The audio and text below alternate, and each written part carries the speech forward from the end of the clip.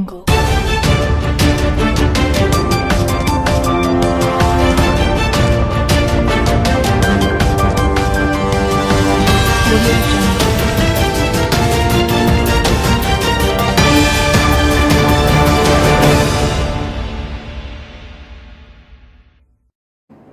वालेकुम वरहमतुल्लाहि वबरकातुहू। नाज़रीन, मैं हूं एमएस अतर कुरैशी और आपके लिए लेकर आया हूं अपना प्रोग्राम आपके सामने।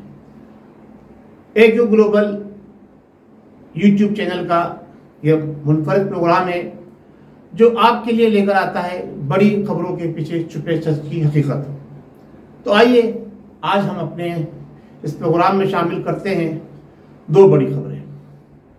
पहली खबर, सीपेक अथॉरिटी के चेयरमैन आसिम बाजवा साहब ने इस्तीफा दे दिया। दूसरी खबर, एक बहुत ही अहम खबर है जिसका पाकिस्तान की मईशत पर बड़ा गहरा असर पड़ता है कि जब पाकिस्तान की वजारत इत्तलात के वजीर फरमाते हैं कि पाकिस्तान में महंगाई बिल्कुल नहीं है, क्योंकि सन 1993 के बाद जुलाई 2021 के अंदर टोयोटा कंपनी ने पाकिस्तान के अंदर 7,000 गाड़ियां फरोख्त की। ये 1993 के बाद सबसे ज्यादा टारगेटेड सेल है जो टोयोटा कंपनी ने हासिल की। नाज़रीन, पूछना यह है कि ये गाड़ियां खरीदी किसने हैं और इस गाड़ियों की फरोख्त और खरीद से पाकिस्तान की जो आबादी है, जिसे सिर्फ 22 करोड़ कहा जाता है, जो कि 24 करोड़ से भी ज्यादा है, 7,000 गाड़ियों की सेल कितना परसेंट आता है, कितने परसेंट आता है? अगर आप पाकिस्तान की 22 करोड़ आबादी का 1% जो उम्रा हैं उनको शुमार कर लें, सिर्फ 1%, तो कितने अफराद बन जाएंगे, कितने लोग बन जाएंगे? अगर उनमें से 10% भी, अगर उनमें से 10% भी, यानी 1% में से भी 10% ओनली अगर गाड़ियां एक महीने में साल के एक दफा खरीद लेते हैं तो वो भी 7,000 से कहीं ज्यादा बनती है। एक तरफ रुपया नीचे गिरता जा रहा है, डॉलर फिर दोबारा से 64 प्लस पे चला गया। आप कह रहे महंगाई नहीं है, मैं आपको बताता हूं। आप ये बताइए, ये बड़ी खबर थी और इसके पीछे के हकायक मैं आपके सामने लेकर आऊंगा। सबसे पहले आप ये बताइए कि इन गाड़ियों की खरीद और फरोख्त से किन लोगों ने बेनिफिट उठाना है? फवाद चौधरी साहब, बातें करना आसान है, मुल्क को चलाना इतना आसान नहीं है जितना आप लोगों ने मुल्क का बेड़ा गर्क किया है ना। इतना 72 साल में मुल्क का बेड़ा गर्क किसी ने नहीं किया। आप ये बताइए कि वो कौन लोग हैं जिन्होंने गाड़ियां खरीदी है? जरा उनके अदाद शुमार तो सामने लाइए जी। इस खबर के पीछे छुपा सच ये है कि ये वो लोग हैं कि जिनको हुकूमत ने रिलीफ दिया है, टैक्सों में रिलीफ दिया है, जिनकी चोरी को माफ कर दिया गया है, जिनके डाकों को जो है खत्म कर दिया गया है। ये वो लोग हैं, इन्होंने ये गाड़ियां खरीदी हैं और आइंदा आने वाले दिनों में इन गाड़ियों को बेहतर से बेहतर कीमत पर ऑन 5-5, 10-10 लाख ऑन देकर सेल किया जाएगा। तो आपकी हुकूमत सिर्फ उम्रा को फायदा पहुंचा रही है।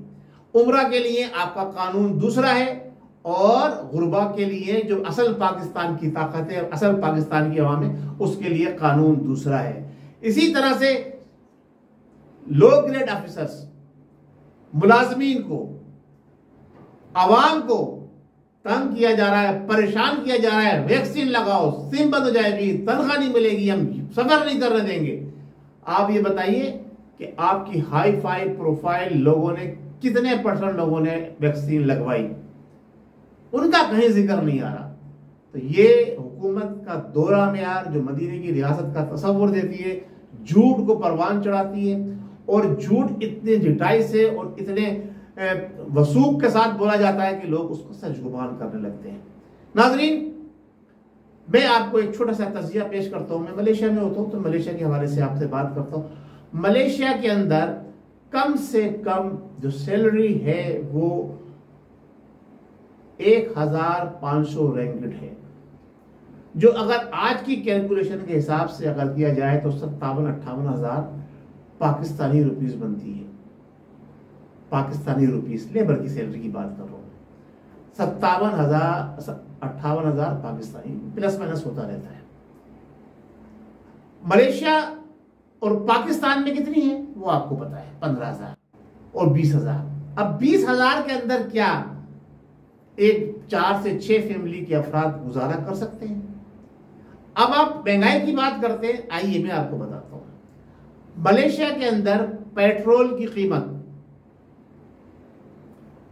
2 रिंगिट है। अगर आज का रेट लगाया जाए जो 39 रुपीस पाकिस्तानी है तो कितना बन गया? 78। चले हम 80 रुपीस लगा लेते हैं। पाकिस्तान में 1 लीटर पेट्रोल की कीमत कितनी है वो आपको पता है। मलेशिया के एक दिन की सैलरी उठाने वाला शख्स मलेशिया का 24 लीटर पेट्रोल खरीद सकता है, लेकिन पाकिस्तान की एक दिन की सैलरी उठाने वाला शख्स 4 लीटर से ज्यादा पेट्रोल नहीं खरीद सकता। डिफरेंस देख लीजिए कितना है। और हमारे जनाब, उन्हें मैं क्या कहूं, वजीर मौसूफ फरमाते हैं कि महंगाई तो है ही नहीं, अवाम खरीद रही है, खरीदारी। अवाम नहीं, ये वो लोग हैं जो हुकूमत के पिट्ठू है, हुकूमत के पाले गए, जिनको हुकूमत ने रिलीफ दिया हुआ है, यही लोग इस तरह के धंधे में इन्वॉल्व है। अवाम तो भूखों मर रही है, रोटी के लिए पैसे नहीं है और खाने के लिए अवाम के पास कुछ नहीं है। अवाम अपना, जिसे कहते हैं ना, तन बेचने पे मजबूर हो गई है। तन बेच रही है अवाम और अपने बच्चों का पेट पाल रही है। तन बेचने से मुराद ये है कि अपनी सेहत का माँ बाप को कोई ख्याल नहीं है। मेहनत मजदूरी में इस तरह से लगे हुए कि उन्हें कुछ पता ही नहीं है कब जनाब अली उनकी सुबह होती है, कब शाम होती है। बस किसी तरह से मेहनत मजदूरी करके अपने बच्चों का पेट पाल सके, उनको तालीम दिलवा सके। हाँ, दूसरा जो है खबर जो थी उसके ऊपर मैं बात करता हूँ अब, कि आसिम बाजवा साहब जो एक नॉन टेक्निकल पर्सन थे सीपेक अथॉरिटी के लिए कतई नामुनासिब थे, क्योंकि उन्होंने सारी उम्र यस मैन किया। उनका इस मामला से, इस जिसे कहते हैं इदारे से, जो सीपेक का है, उससे क्या ताल्लुक बनता है? जिनमें वो कर रहे हैं अवाम पाकिस्तान के लिए, अगर वो उस पर कलाबाजी ना खाएं, जैसे उनकी आदत है यू टर्न ना लें, तो अवाम बेहतरी की तरफ जाएगी। ये हकीकत है, जो नियाजी साहब ने कहा है, ये हकीकत है कि जब पाकिस्तान एटम बम बना सकता है तो पाकिस्तान क्या नहीं बना सकता। मैं आज से 20 से 25 साल पहले की बात करूंगा, तकरीबन 30 साल पहले की बात। हमारी कराची के अंदर एनएडी यूनिवर्सिटी के नौजवानों ने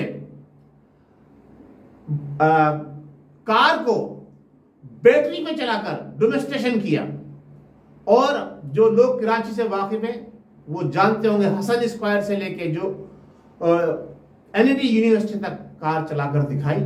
लेकिन उसके बाद वो नौजवान कहां गए पता नहीं। इसके अलावा कुछ ऐसे नौजवान थे जिन्होंने मैथमेटिकली मॉडल ऑफ द ईदी ट्रस्ट बनाकर ईदी साहब को पेश किया, जिसकी बेस के ऊपर उन्होंने पूरी अपने ऑर्गेनाइजेशन को रन किया।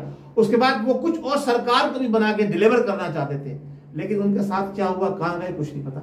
इसी तरह से हमारे मुल्क के अंदर और पानी की अमेजिश के साथ मोटरसाइकिल चलाने का बेहतरीन तजर्बा किया गया, सोशल मीडिया पे आया, लेकिन उसको जो है अप्रूव नहीं किया गया, उसको आगे नहीं बढ़ने दिया गया। हमारे मुल्क के अंदर नौजवान ने अपनी मदद आपके तौर पर हेलीकॉप्टर बनाकर चलाकर दिखाया, लेकिन वो उसको मंजर आम से हटा दिया गया।